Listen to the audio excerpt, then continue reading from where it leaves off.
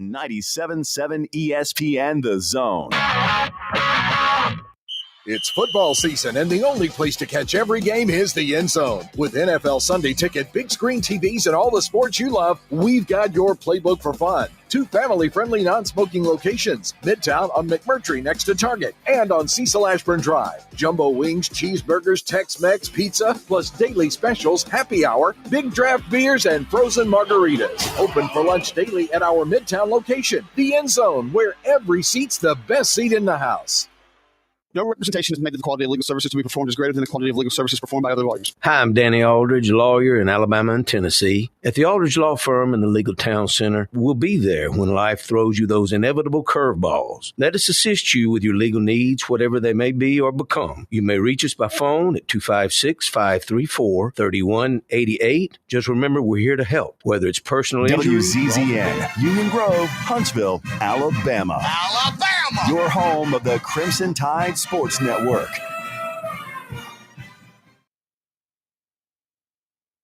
Well, welcome. We're here today to celebrate a tough team, a storied football program. This year's Commander-in-Chief Trophy winners, the Army Black Knights. We're also joined by Army's football's biggest fans, Bill and Steve of the radio show Crawdads Countdown to Kickoff. Well, thanks for making a trip from Alabama. Welcome, Army sports fans, from sea to shining sea. This is Bill Crawdad Crawford, and the sound of my voice lets you know it's time for Army Black Knight football. And today we have the gang is all here. To my right is Steve Cripey, the human Ouija board. Yes, sir. And to his right is Barrett the Dirt Pig Crawford, back from a beach vacation. Well-deserved vacation. Well-deserved, always. I would say no. I said it wasn't well-deserved at all, but I'm sure you enjoyed it. And that's the voice of envy right there. I know. Well, I'm back from a little trip, too, that certainly wasn't as enjoyable as yours, but we're all glad to be here and glad to be talking Army football. And, folks, today we're going to have to jump right into our first interview because we have the Army running backs coach, Chandler Burks, standing by. Chandler, are you there? Yes, sir. How we doing, guys? Hey, Coach, we are doing great, and we appreciate you taking some time to be with us here in your first year with the Army Black Knights. And I was really impressed with your resume, setting all the records you did at Kennesaw State. What did you not do on the football field? It seems like you were setting all the passing and the rushing records and the touchdown records. Well, I appreciate it. It was a opportunity that and a lot of memories that I will forever cherish. And I tell a lot of the guys, man, I had a lot of good teammates, to say the least. But it was a good time. Well, and you had a good coach too, in Coach Worley, and we're glad he brought you here. And Steve, I'm going to go ahead and pass it over to you. Yeah, speaking of that, with that Worley connection that dates back to your time as a player, his time as a coach at Kennesaw State.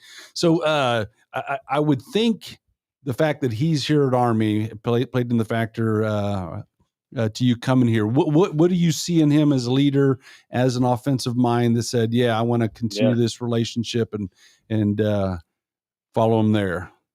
Yeah, 100%. So, during my time as a player, had the opportunity to be coached by him. And, he's honestly one of the main reasons that I got into coaching, didn't want to do that early on in my, college career, as I was trying to figure out what I was going to do for later on in life. But he taught me a lot of things, and he's a mentor of mine, has been a mentor of mine. We've always stayed in contact. He got me in on my first 2 job opportunities as a GA when I got done playing.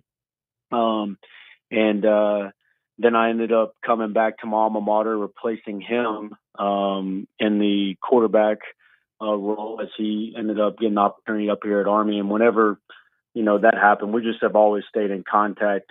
He taught me a lot of things. He's taught me, throughout the coaching profession, on how to inspire, motivate, and lead young men, on how to obviously get guys to to get their best out of those guys. And the thing that you see within him and the reason why there's been success, early on within his system in this offense, he is a beautiful mind. He's kind of like Rayman.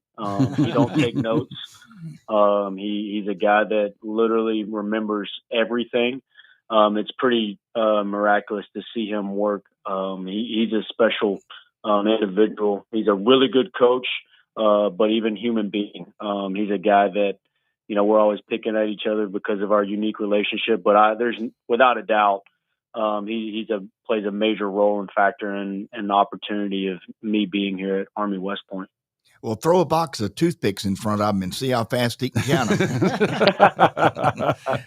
Well, hey, Coach, my question for you is, first year being the running backs coach with Army football, and the Army running back core is big power guys. I mean, just meat eaters. What have you been seeing from this group of running backs this year that's stood out to you the most? Yeah.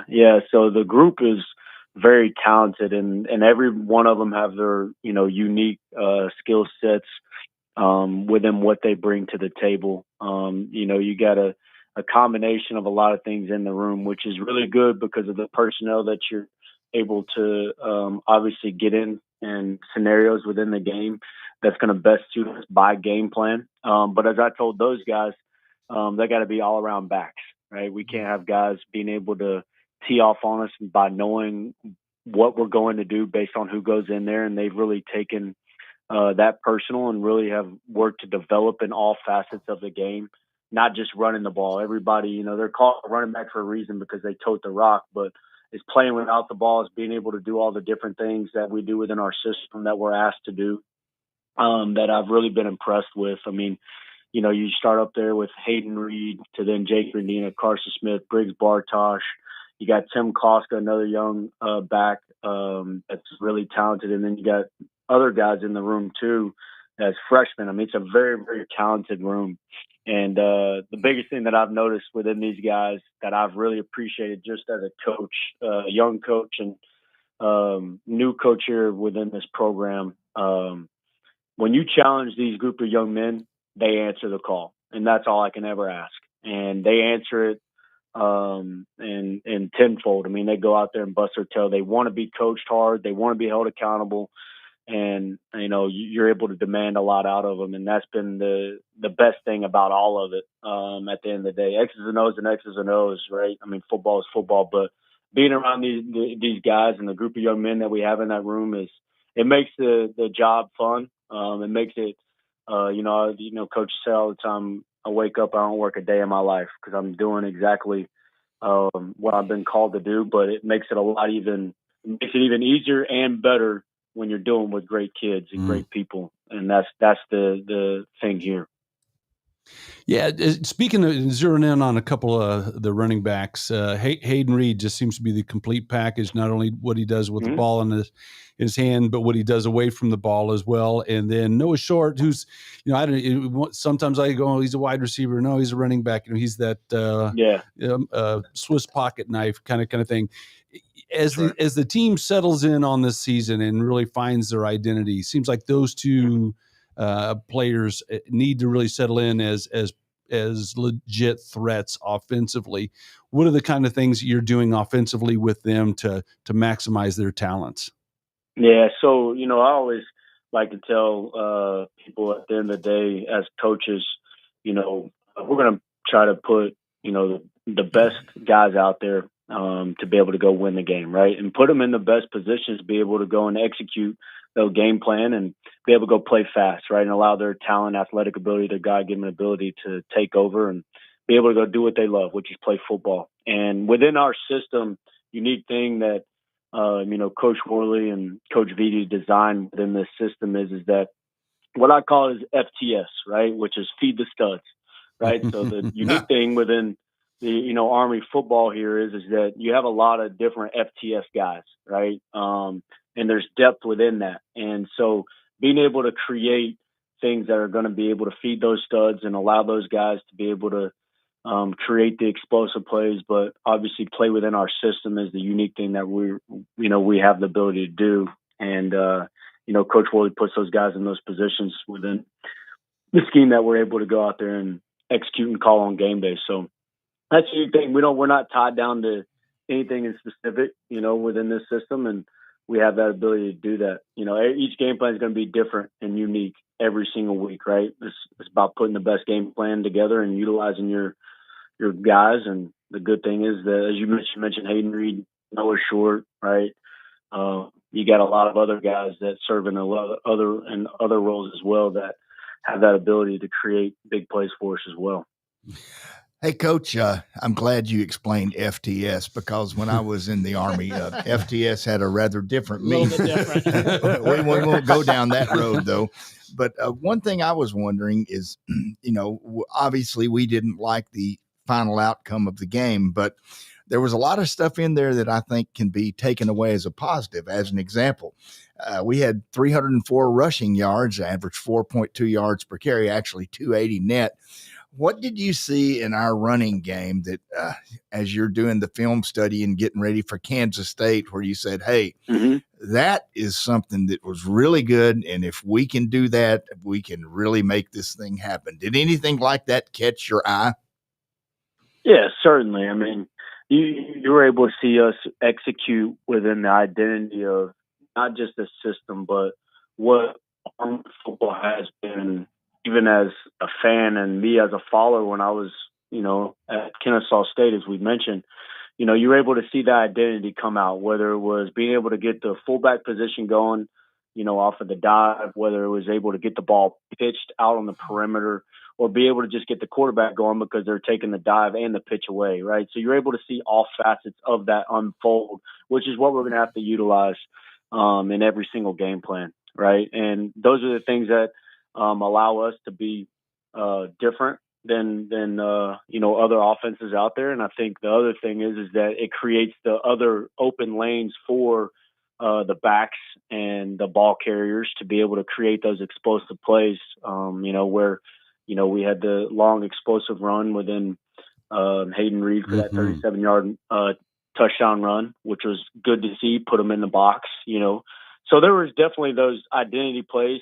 I think for us, the big focus is making sure that we come into this week and we're more consistent to create not even just the explosive splash plays, but more so consistent of the ground and pound and staying on that schedule to then allow that to open up those, big plays for us.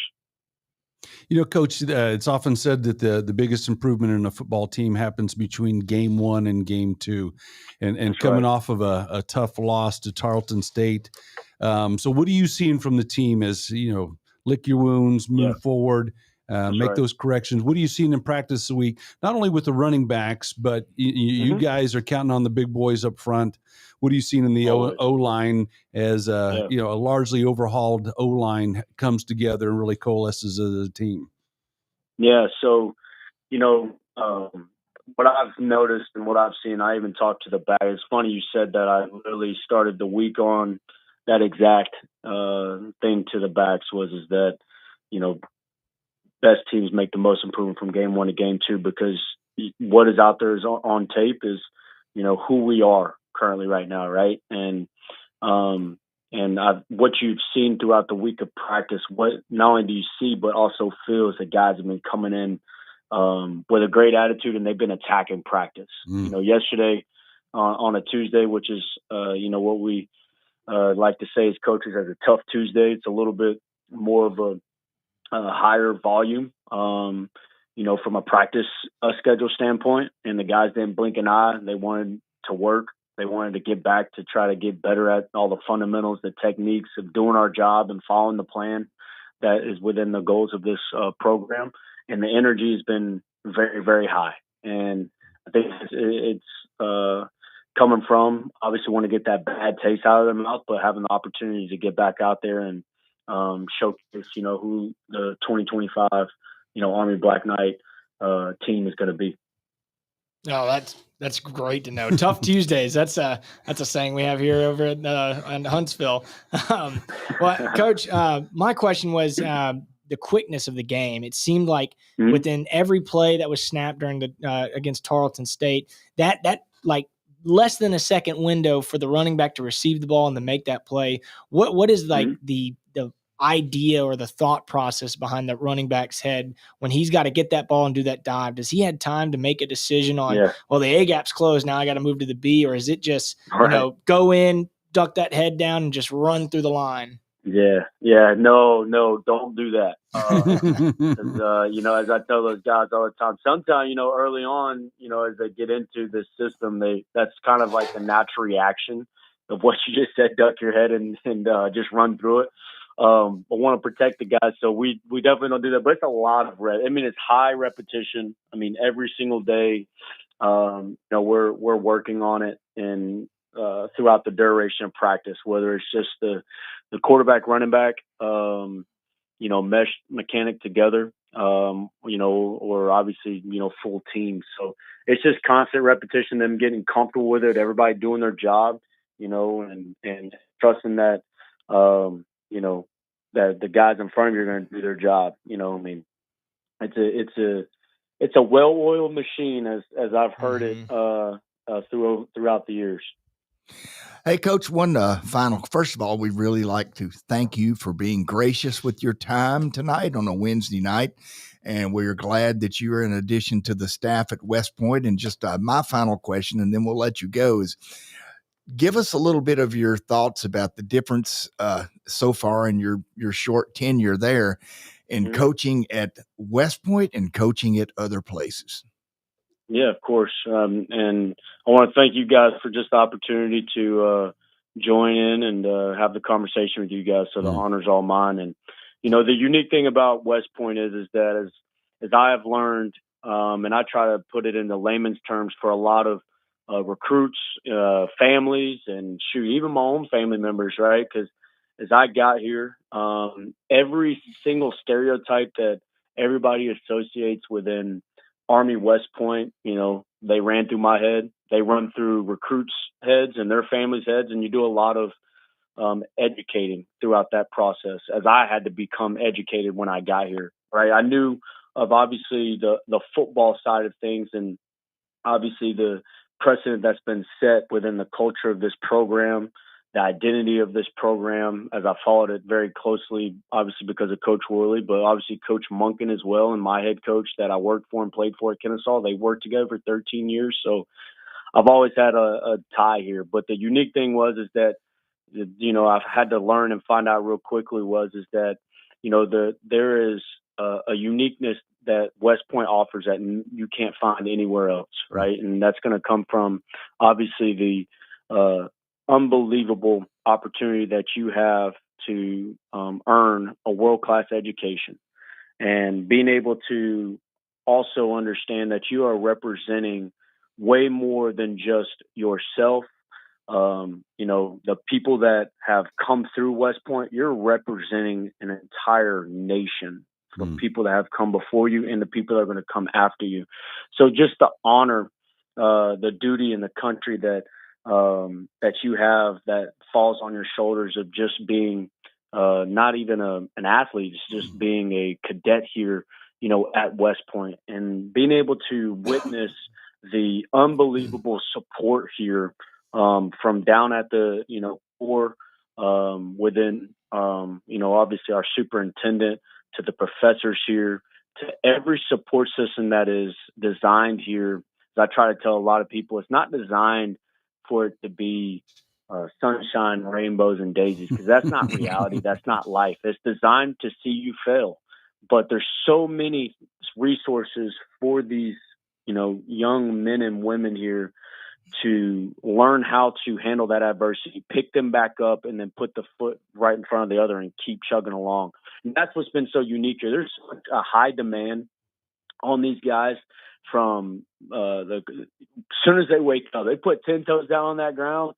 They're constantly being demanded. They're constantly being held accountable. They're constantly having, being asked to bring their best in everything that they do in the classroom, in the way they dress, in the way they walk, in the way they talk. And everything here is designed in that manner. And that's why you see the success and the sustained success over the years, which has been very, very unique. It's been a blessing to be a part of obviously this football staff, but be a part of, West Point here. I mean, the place is incredible. The people are incredible. And I'm very fortunate and blessed to be here in this position for sure. Well, Coach, we are certainly glad to have you. We appreciate your time. We're going to go ahead and let you go. Brody, if you could take us out on break. Thanks, Coach. Yeah, thank you. It motivated me to come back. Hey, I Coach, appreciate you guys. Hey, right the ship this weekend. Go kick some Wildcat ass. How about that? All right, folks, we'll be back in just a minute. Crawdad out.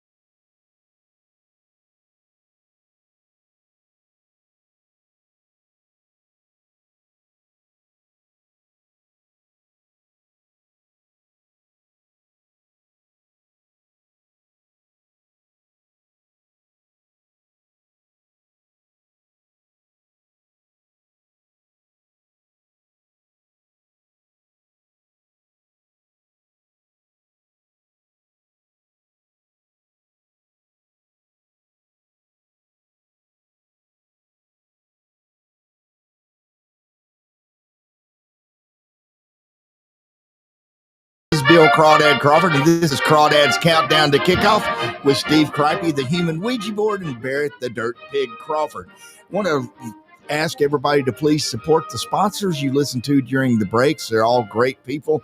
And I also want to mention Nick's Restaurante at the intersect. Well, it's just south of the intersection of Bailey Cove and Weatherly, a drive-in and a pitching wedge away. We were just talking about that. Good place to go and take some relatives out to dinner, right, Steve? Yes, hopefully. Great place to feed the studs. Feed the studs. Yes. Feed the family, and the studettes, yeah. Well, we're going to talk a little bit about Tarleton State, and everybody's been down on that, but there's a lot of good that came out of that game that you can take away from it. And we're going to mention those things. And like the first thing I'd like to mention that I thought, we've had a lot of trouble with over the years, but guess what? We averaged over 20 yards a punt return. That's a good thing. It hadn't happened in a while. Yeah, that was very good. I mean, yeah, it's and even had a 30-yarder called back, and so yeah, that was fantastic. To me, I'm going to go with Dwayne Coleman. It'd be easy to look back not only on his performance but the game as a whole. And I don't know about you all, but I was in the doldrums for about a day and a half after that. A tough loss. But Dwayne Coleman saw a lot of good things that came out there. It'd be easy to focus on the two interceptions. I think the first one was effectively a planned punt. I throw it down the field. It was 3rd and long, and okay, if they intercept it, that's fine. The last one when we were deep in their into the field, that was tough to go. But you look at overall, his passing was solid overall, 7 out of 12, 129 yards, very confident, very comfortable. I actually think he throws a better ball than Bryson Daly. And I saw some neat things there with the running game. He's got some quickness. He's got really good lateral vision. And I think, this was the first game, a lot of pressure, as a first-time starter, and I think we're going to see him bring it all together this next game against Kansas State. But lot of needles that pointed north in his performance. Had 112 yards rushing too. Yeah, I agree with you as well, Steve. I mean, going into this season, who's going to replace Bryson Daly? We knew it was going to be Dwayne Coleman. What was he going to be like as a quarterback? And I think he showed a lot of good in this game. I think definitely the passing situation he brings to the Army's offense is there. But I also think another good, and you mentioned it when we interviewed Coach Burks, the yin and yang of Hayden Reed and Noah Short, that dynamic duo, the dual threat Army running. With Noah Short, though, you saw a lot of him running, but you saw a lot of him catching the ball and catching those receiving passes. And then with Hayden Reed, just he's a bruiser. I love that term, feed the stud. Yeah. What a guy, just pounding it in there. So I think a bunch of the good came from what we saw with Army's offense and Dwayne Coleman and his passing ability, and then the yin and yang of Hayden Reed and Noah Short. The yin and yang, huh? The yin and yang. That's about the most eloquent I've ever heard you say. Do you even know what it means? Let's not go there. Go ahead.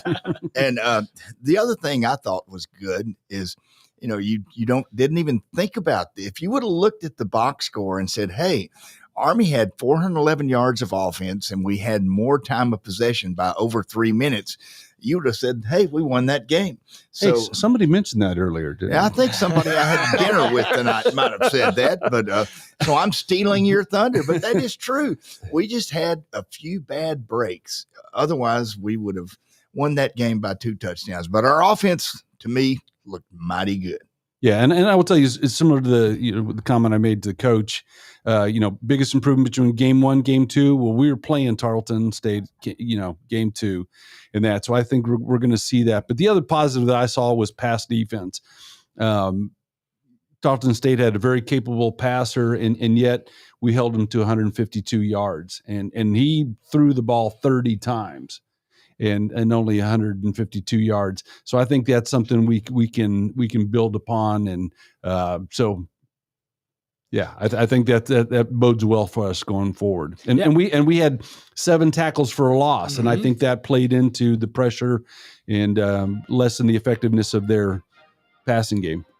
very quickly while the music's playing. I think, too, the defense kind of stepped up in a big way. There's a lot of improvement, but I think we saw a good representation of what we can improve on. Okay, folks, we're going to get out of here. We're going to put Tarleton State directly in the rearview mirror and say the heck with that game. And we're going to move forward with the season just like Notre Dame lost to NIU last year, first game. They played for national championship. We can rebound, too. We're the Army team. Back in a bit.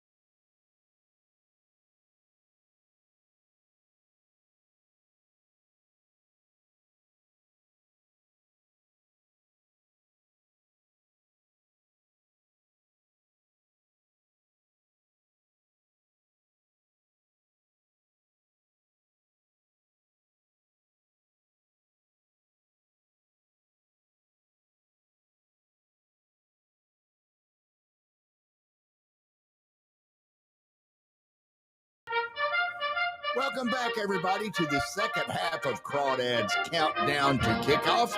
And now we're going to get into a little discussion about our upcoming game with Kansas State Agricultural College, as they used to be known. Now they are known as Kansas State.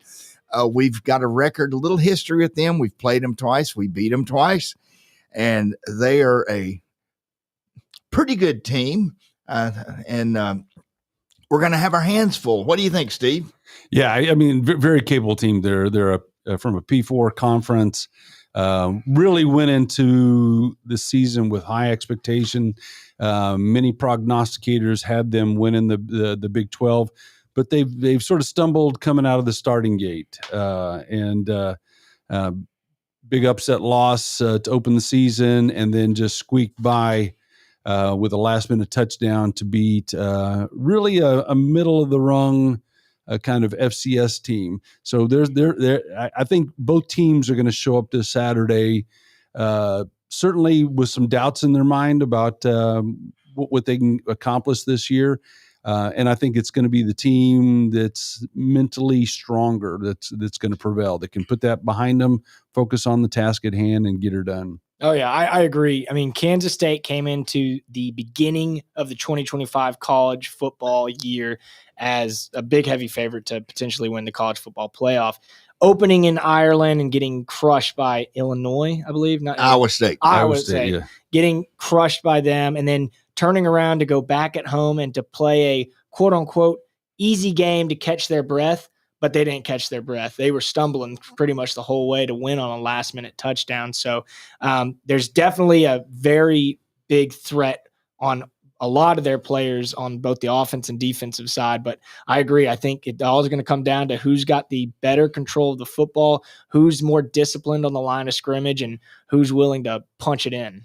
Yeah, and a lot of people are doing the compare and contrast, and both Kansas State and Army played FCS team. We played a top 10 team, and the team that they ended up beating in the last minute was, I think, just outside the top 25. So capable, but it does provide sort of an interesting contrast. We lost in double overtime, by 3 points, and they've just barely won with the last minute touchdown. So you look at that, if the rankings, FCS rankings, are appropriate, this could be one heck of a game and come down to a field goal or something.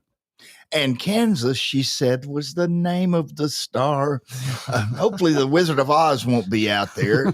But there is one thing that might be a little bit of an X factor for the Army football team, and that is this. Fort Riley, Kansas is just like 15 miles from Manhattan, Kansas. And rumor has it that there's going to be a big crowd of Army soldiers there, a big contingent of Army fans. I've even heard people say there may be more Army people in the stands than the Kansas State Wildcat fans. So maybe that'll work in our favor, guys. Maybe, yeah. The unit that they're representing, that Army's representing, is the 1st Armored Division, which is appropriate considering that the 1st Armored Division is right down the road. So I think it'll be a fun. I believe 1st Infantry Division. 1st Infantry big Division. Red one. My bad. The big red one. He's an air defense artillery guy. 1st Infantry Division. But I do believe there's going to be a big turnout of Army support at this Kansas State home game. So it'll be very interesting to watch. Of note, it's on ESPN, the primetime game, 6 o'clock on ESPN. Woo! 1,800 for you who are of a more military bent. And, one thing that worries me a bit about Kansas State is they got a pretty good quarterback. I think. Oh, yeah. He's thrown for 600 plus yards in the first two games? just shy of 600. Yes, very capable passer. I mean, he's completed 2/3 of his passes, 5 touchdowns, and 0 interceptions. He has been sacked a couple times for a total of 16 yards. So very capable as a passer. He can run the ball, but he's not a rusher. I mean, he's rushed 15 times for 64 yards. So capable, but he's not a run first kind of guy, or I wouldn't even call him a dual threat. He likes to air it out. 70% of their yardages have come through the air. So they're a pass first team. Now, hopefully what we saw out of Army's passing defense this past weekend carries over, and then we shore things up on the offensive side of the ball. But I think this is going to be one of those that we've got to get pressure on Mr. Johnson there, and don't allow him to get comfortable back in the pocket.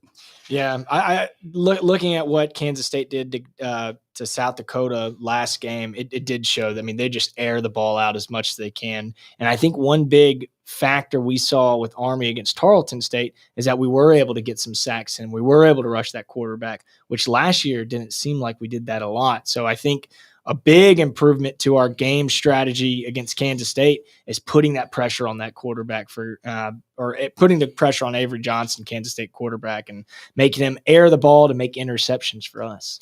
Well, Steve, what aren't we going to be black helmets and white over white? Uniforms? Yeah, black helmets, white jerseys, white pants. So in the nighttime, looking pretty bad. Yeah, we could look good, and I think that's a uniform combination that's only been worn 3 times or so. Not a common one, but yeah, I think it'll look good under the night lights. But looking back, they do have some capable rushers, but for whatever reason they don't rush the whole lot. And to put it in perspective, their leading rusher after 2 games has 106 yards, Joe Jackson, and averages over 4.5 yards a rush. But again, they just don't rush the ball that much. So he's averaging about 50 yards a game, which is not going to catch anyone's attention. But they can rush the ball when they want to. But again, we've got to have some answers. And I will tell you, one of the things that probably would put a plus on when we were talking about the good things from the Tarleton State game, downfield coverage was really good. The cornerbacks were there for stride, defended a lot of passes, broke up a lot of passes, and even passes that were completion, the yardage after reception was not that big. Generally, they were taken down immediately. So I was real impressed with our coverage. Hopefully we can hang with these Power 4 receivers. Well, the thing to me that's the key to this game is we have to do a little bit better on first down. We had 23 rushes in our last week of 2 yards or less on first down. We're a first down team. If we get 4 to 5 yards on first down, then that automatically creates a 4-down situation in the analytical mind of Coach Monken. And I think that's key. And I think we can do it.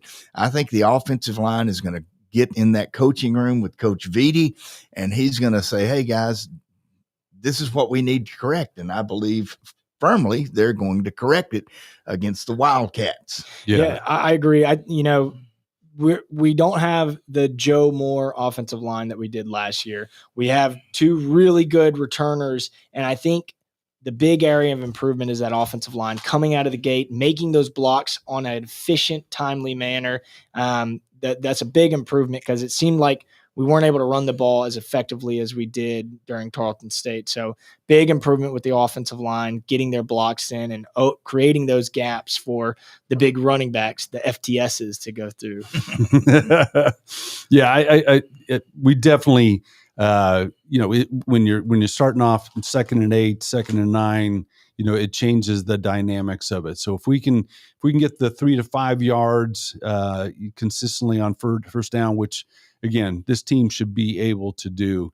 I think a lot of it with, not only the offensive line, but the timing, between the quarterback, the running backs, all those kind of things, so that they're hitting the line as soon as that gap forms. And that's something that's just comes with times. You can do it as many times as you want in the preseason, but game speed is a different dynamic. So I think that's going to be key. I'd love to see Coleman air it out periodically. I think that was one thing that we really did is, kept the defense honest. And we've definitely established ourselves, from game 1 as a legit throwing offense. Well, let me ask you guys this, just sort of a curiosity that I have. How important do you guys think the first offensive series is for a football team? Like, to me, that kind of sets the tone of the game. I don't think it's any big deal. I really don't think it's important. It's hit or miss. I mean, it can be good to set the tone, but I mean, did you watch any college football this weekend? I mean, there were a lot of big teams that went out really fired up, like UNC with Bill Belichick. They came out and scored on their first possession, and laid an egg. Yeah, that's a good but point. his girlfriend did get in a sorority. yeah. But I would say, if you looking at back at 2024, what was the stat that we came out every first possession, all we had on offense, Army would make would score, whether it be a field goal or a touchdown, and we broke that streak during this last game. So I do think for Army it's pretty important going out and setting that tone, but I think that the bigger thing is capitalizing on the first downs and making that 3 to 5 yard run count. That way we can get a good second and third down after that. Yeah, that's what I was alluding to. Oh, okay. Is last year we scored on the first possession every game, and look what happened. Yeah, and I think just the nature of our offense, we don't necessarily play well from behind. So if we can get out there and put points on the board, and even if we're this second team to get the ball first, our opponent scores on their first possession, if we can immediately match that shows it. But certainly if we get the ball first, put points on the board, I think that really sets the tone and allows the offense to relax a little bit. Well, Steve, I know it's not got a lot of good news in it, but you took the time and effort to put it together. So this is the Steve Cripe stat sheet. Give us some highlights. Yeah, I mean, a whole lot more green on Kansas State sides than Army, and you'd expect that. When you got a data point of one game, it's and that one game is a loss, and that. But again, the things that I think that are positives for us. Again, we already talked about time of possession. 36.5 minutes. The other thing is fewest penalty yards per game. We're in a top 25% FBS program in that regard. 35 yards is fantastic. Love to see them continue to build upon that. Bill, you mentioned the punt returns. I can't remember. Anything but fair catches on punts. Yeah, we are typically one of the lowest in the FBS in return yards just because we don't. Monken loves them some fair catches. But I think from there, we're sort of middle of the rung, and sadly, we're in the bottom 25% in several statistical categories. But we need to play Army football. Don't try to be something that we're not. Stay with our strengths, and I think we'll be great. Well, there's nowhere to go but up, as they say, and we've got somewhere to go, and that's a break. And we'll come back for our final segment. Talk about some of the keys to the game and maybe some of the upcoming season. That's right. We're got some place to go. We're got we going up. Army football on the move. All right, Brody, take us out of here, and we'll be back for a few more minutes. Log on today, 97.7 ESPN.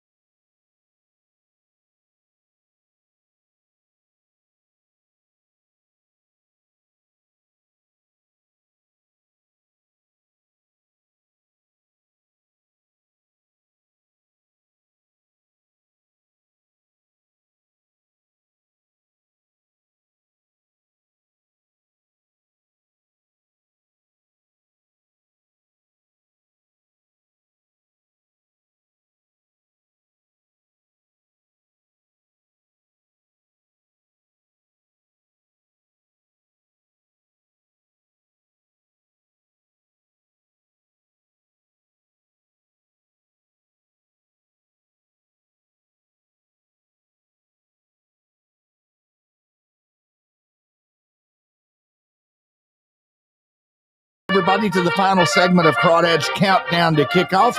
A couple of things before we get into some further analysis. I just want to mention, we have a new sponsor, Regenesis. They gave me a stem cell transplant in my right knee, as you may have heard on the commercial. And I'm not tap dancing yet, but it sure does feel a whole heck We'd of a love to lot. see it. Yeah, you would not want to see me tap dance. One thing before we start talking about the keys to the game, if you're a fan of the military, or if you know anything about the military, there's an award you get called a Soldier's Medal, which is awarded to soldiers who do something heroic outside of the Army. And non-combat heroes. Yeah, non-combat. If you noticed on the national news last week after the game, one of our football players, number 22, Larry Pickett Jr., and his father pulled a person out of a burning car, and there were live power lines everywhere. And he hadn't got a soldier's medal yet, but I think he should get one, guys. Yeah, it was very impressive, very heroic what he did. Yeah. Talk about putting your life on the line, to go into, cars nowadays. I mean, not, aside from just gasoline, all the stuff that's, hazardous in there, but sort of threw caution to the wind and helped out a fellow human being. Hey, gasoline. I wonder what would happen to an electric car, but we won't even go down that road. That's actually worse. So, Steve, give me your keys to the game. Give us one good one. Yeah, I'd like to see Dwayne Coleman take that next step, that game 1 to game 2 maturation.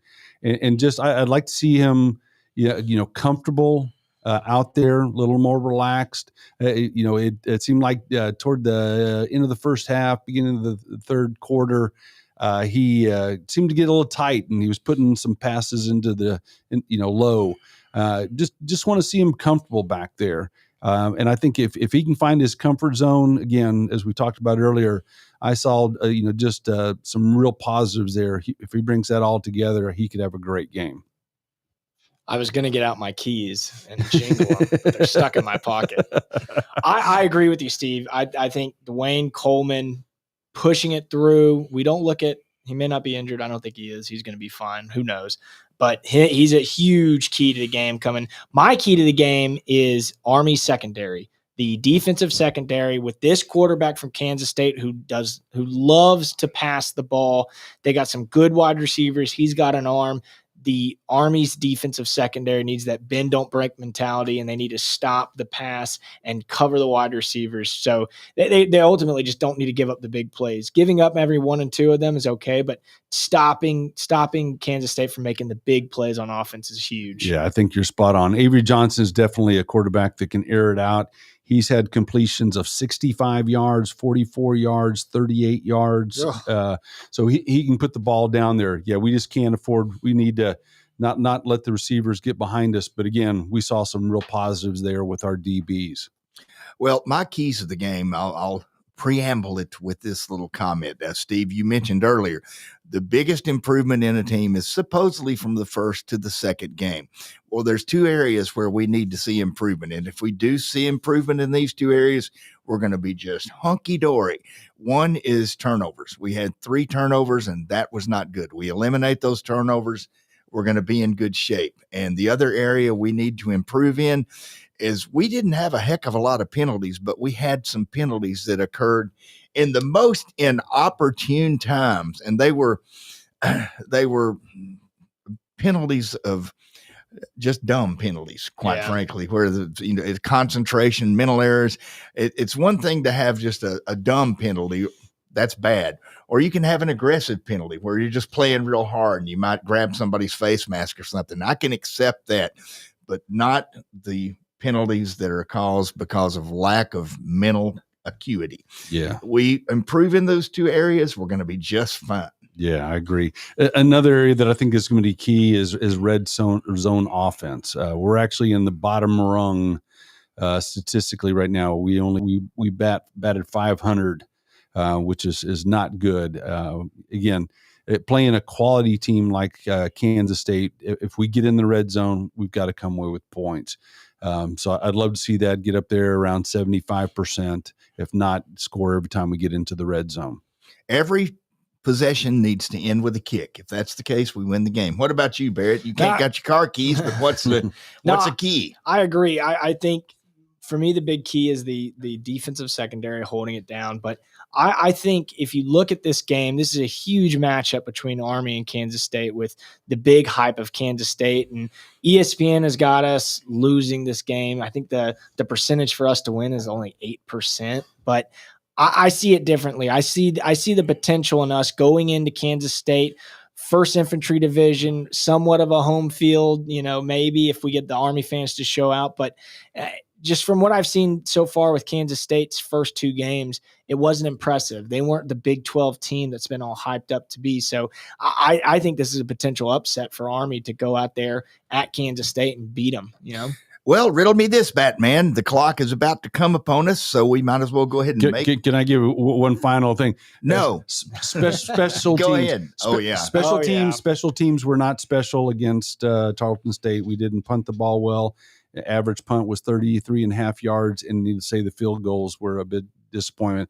Need to see those guys take that next step, and there are none better than Coach Saturnio. I'm confident he'll get those guys turned around. And, a lot of people say, well, we lost those. No, we just didn't win the game on field goals. We lost that game for other things, but Coach can get that turned around. Barrett, what do you say? Give me a prediction. I think it's going to be a close one. I think each team's going to score 4 touchdowns, but I think Army's going to come away with a field goal in the end. So I think it's going to be 27 to 20. Oh, my math is not there. It's going to be 31 to 28 Army. There we go. Boy, and I'm an Orsa. I thought you had a master's degree in this stuff. I do math for a living. And I think Army will come out. See, you're like me. I do math just fine. It's the arithmetic that really bites me in the tush. Yeah. So I think it's going to be a close game. This is one of those predict with your head or your heart kind of thing. And I'm going to go with my heart on this one. I see Army coming away with a 27-24 win. Oh yeah. And Steve, we're close. I have 29-21 Army, so we will see what happens. And Steve, we're about to get out of here. Tell me how many days. Sir, there are 100 and a butt days until Army beats the hell out of Navy and Baltimore. Simply, I can't remember the name of the field. Baltimore somewhere. Yeah. They're going to play in a high school stadium. And folks, we're going to get out of here. Brody, thanks for the great job behind the glass. And as always, we say this: no matter where you are, no matter what you're doing, remember that somewhere out there, there's a soldier, sailor, airman, Marine, and a Coast Guardsman that are standing a watch so you can enjoy life that you do in this great country of ours. Go Army. Beat Navy. Beat Navy. We're out of here. Thanks. This is Bill Crum.